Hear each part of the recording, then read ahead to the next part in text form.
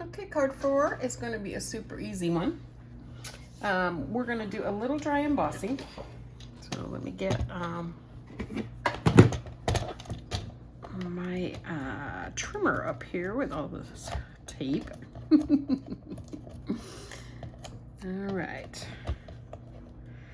I just thought that this background on this looks a little plain. So again, lots of things you could do with it. You know, use any kind of ink on it you want, or a shimmer brush, or a regular ink with some with our water brush, and get some water on it and dip it in the ink and flick on it. But we're gonna do more dry embossing because that's what I'm trying to teach you on this one, because we haven't done it for a while. So this time I'm gonna go vertically. Now, one cool thing about dry embossing is you could do a lot of different ways to do this. I usually do lines. I usually go horizontally or vertically, but you could also make a grid pattern by going through, doing it all vertically, and then do horizontal lines. You could even do diagonal. You could do just around the outside edge. You could do a couple lines around the outside edge.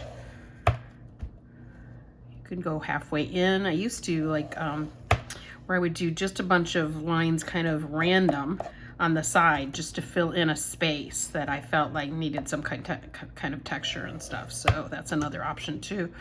Whatever you want to play with. If you don't have a dry embossing tool, a bone folder works for this. Dull knife. Anything that's kind of dull and doesn't cut through the paper. I'm just gonna flip around the other way. Get these last little bits. Does not have to be perfect whatsoever. Okay. Now, just for fun, let's see if I have my sanding block. I'll just show you that we do have a white core. So you can go ahead and do something like this, and it's going to have a nice look to it, okay? So, card base. We are going to do some stamping too. What color are they stamping in there? Looks like acorn ink, which I don't have. Okay, so this is going to go down. And see how much cooler that looks than if you just did a plain, right? Just that couple extra minutes to do the dry embossing and then maybe a little sanding, and you've got a whole new look that just takes your card to the next level. Now, on this, they have, and I'll show you, they have dovetailed this piece. I'm not going to do it because I think it looks really cool like this. Although it does cover up quite a bit of my dry embossing there. Might have wanted, now I'm looking at it, you might have wanted to go horizontally on that. You're going to see more. So since that's covering it, maybe I will dovetail because I don't want all my beautiful dry embossing to disappear. So I think I'm going to go ahead and dovetail.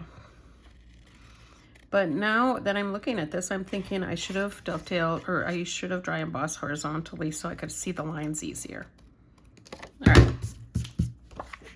Yeah, that looks okay. All right. So now that, no, I'm not really showing where that is, whether that's going all the way to the top. So I'm going to leave that up to you. I'm just going to kind of play with it here and thinking I need to dovetail just a little better there. I'm thinking I'm not going to go all the way up to the top there, but you could. So wherever you want to put that, but center it. Okay.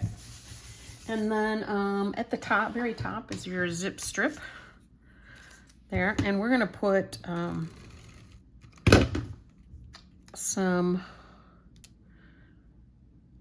of the shimmer trim up here too. And I'm going to look, because you know I'm already having a little bit of a pain today because of my uneven work surface here,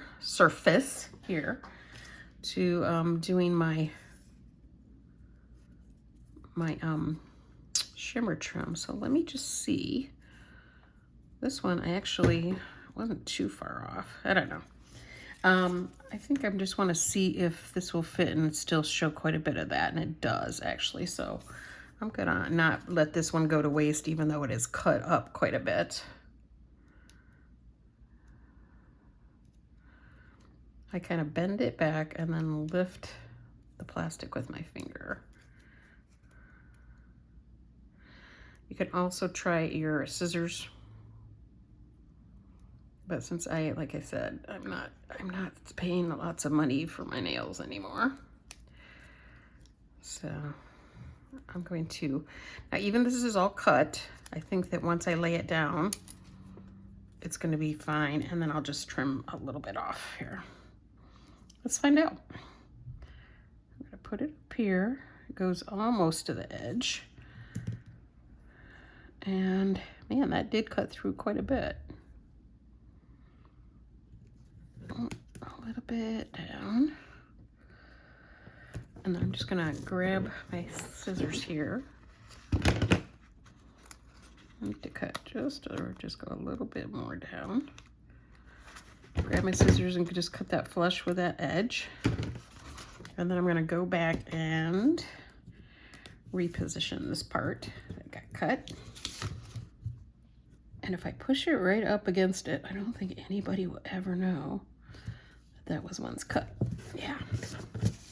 This piece over here needs to be just pushed up against it. I mean, no point in letting it go to waste, right? Okay, so, oh, I like it. Okay, let's do a little stamping and distressing, and they want you to use acorn or toffee on the edges with your sponge.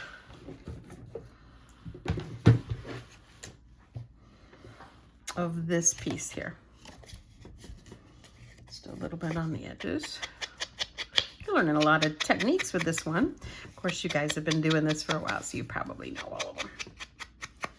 Okay, you could actually dry emboss something like this and still stamp on it, and the stamping still looks cool. So if you ever feel like, you know, if you want to dry emboss behind your stamping, you can do that. Not going to do that today. All right, so we're going back to Mary, and we're going to use the toffee or acorn, whatever you got. And that's going to go right in the center. Hold it down for a second. And then we need to get some of the little ones. I have noticed on this stamp set, and I noticed it even when they used it, that it has a fuzzy look to it. So that must be the way they planned it, because I noticed on the directions it does too.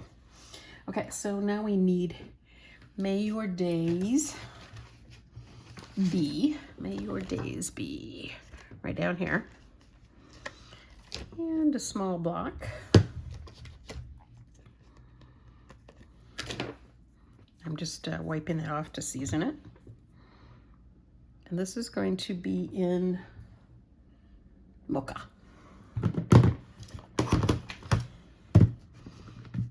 So this is going to be upper left of the Mary. May Your Days Be. And then Mary Ann Bright. So we're looking for Ann Bright, which is right here. Again, I'm just going to season it with my hand. And then our last little bit, we're going to do some stars on here. Okay, and that's also in Mocha, and then just put it down under the R's. Pretty straight, okay.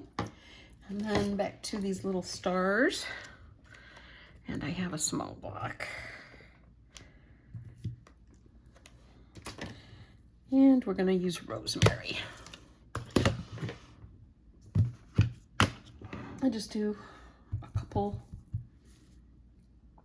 little stars here and here and here. All right, and I'm going to put sparkles elsewhere, so I'm not going to worry that they're not filled in super good there. And then we have this piece here that needs to be sponged with rosemary. So let me show you that close. Grab your sponge, and that is going to be rosemary ink, and you're just dabbing it like that. Okay, that's all the prep, and we're almost done with this card already. So let's fold it nice and even. And score.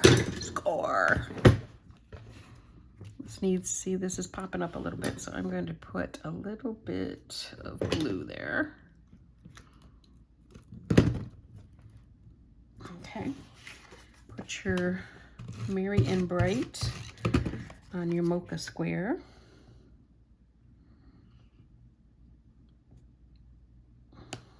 And we're not going to pop that up because we're going to pop up the pine cone. So that's going 1 inch from the top.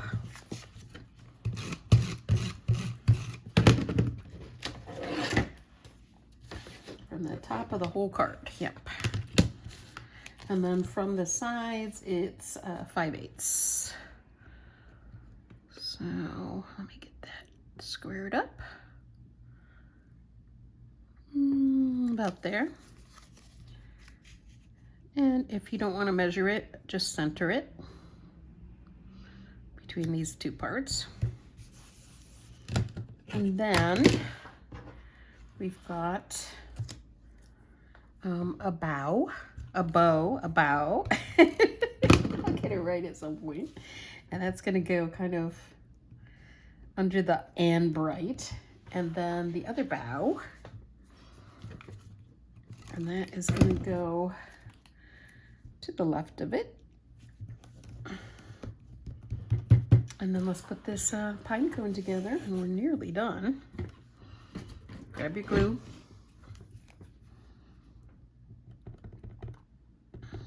I'm just putting it wherever I can find a spot.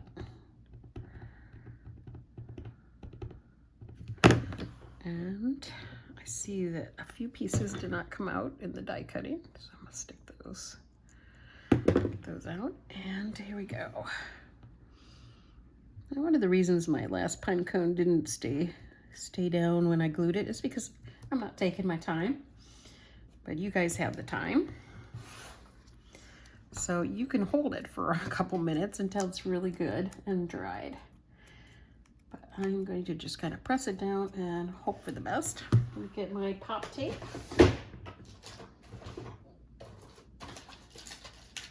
I got so many of these little ones because I tend to use the big ones a lot. So lately I've been trying to use a lot of little ones. I literally have about 40 packages of these little ones.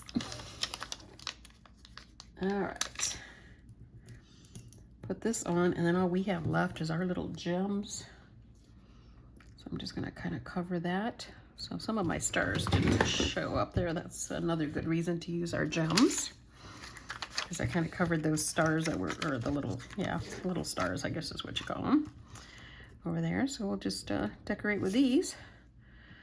Let me see, yeah, maybe there. A big one up here in this empty space, and a little one next to it. Okay, I am very pleased with these cards. Let's look at them once again. So we had our band one, like this, that slides. So a little of it interactive. Take it off, open it up. And we have our Noel one that had a fancy cut to it. And then we had the Mary with a cool shadow on it. And a beautiful card too, very glittery. And then our May Your Days Be Merry and Bright with some nice dry embossing. Now I didn't put any of the platinum on, but let's go for it. So a little bit of stickles won't hurt. And I'm just gonna do kind of what I did before.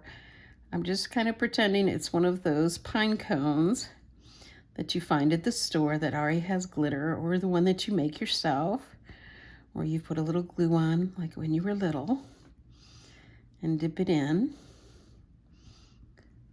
to the glitter. And I just think that looks luscious. All right, you guys. Since I'll see you after Christmas, have a Happy New Year.